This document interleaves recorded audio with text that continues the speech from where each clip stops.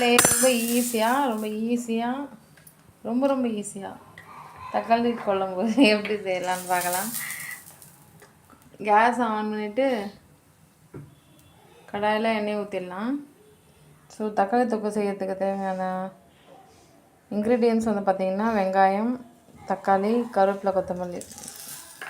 இப்போ எண்ணெய் நல்லா சூடாகணும். இப்போ கடுகு போட்டாச்சு, அது நல்லா பொரியுது பாருங்கள்.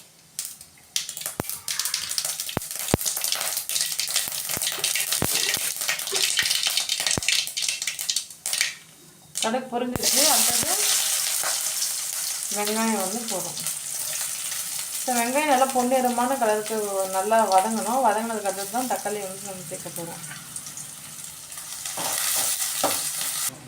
இங்கே பாருங்கள், இப்போ வெங்காயம் நல்லா ஒரு பொன்னிறமான கலருக்கு மாறிடுச்சு. இப்போ அடுத்தது தக்காளி வந்து நம்ம போடுறோம்.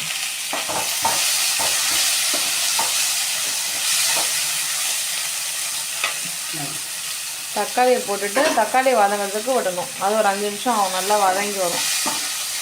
நல்லா வதங்கட்டும். இப்போ பாருங்கள், வெங்காயமும் தக்காளியும் வதங்கிடுச்சா. இப்போ அந்த கருவேப்பிலை உங்கள்கிட்ட கொத்தமல்லி இருந்தாலும் போட்டுக்கோங்க. போட்டுட்டு நல்லா வதக்கிடுங்க.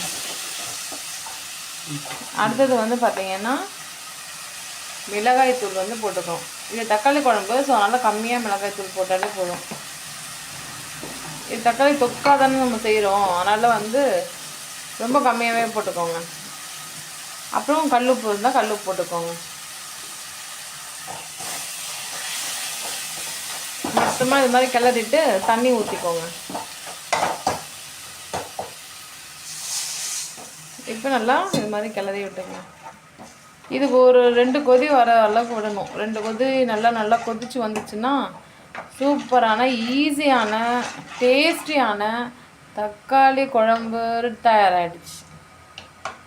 நல்லா கொதிச்சு கொஞ்சம் சுண்டி வந்துச்சுன்னா தக்காளி தொக்காயிடும். சரிங்களா?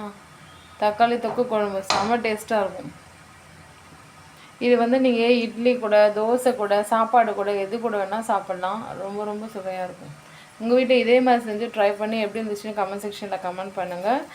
இந்த வீடியோ உங்களுக்கு பிடிச்சிருந்தா லைக் பண்ணுங்கள். இந்த சேனலில் ஃபர்ஸ்ட் டைம் பார்க்குறீங்க அப்படின்னா சப்ஸ்கிரைப் பண்ணிக்கோங்க. ஸோ அவ்வளோதான் ஃப்ரெண்ட்ஸ், குழம்பு நல்லா கொதிச்சிருச்சு. கேஸ் ஆஃப் பண்ணிடலாம். ஸோ இப்படி தான் தக்காளி குழம்பு ரெடி பண்ணணும். இங்கே பாருங்கள், நாங்கள் இட்லி சுட போகிறோம்.